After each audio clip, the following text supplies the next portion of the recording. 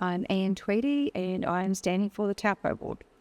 My top two priorities are capping rates because they should be held at the cost of living index, which they're not at the moment, and the pushback against government agendas and legislation having a huge effect.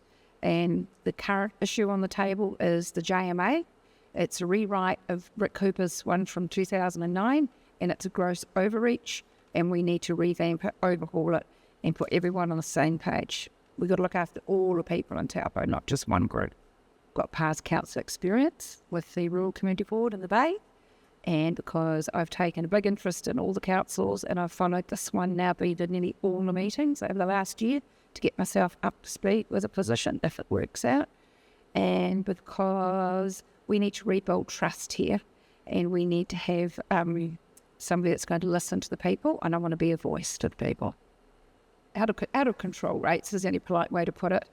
We've worked out the maths and we're all looking at a 150% increase inside the next 10 years. The average property will be facing 135.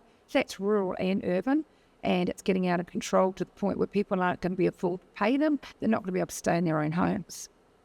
Serious concern.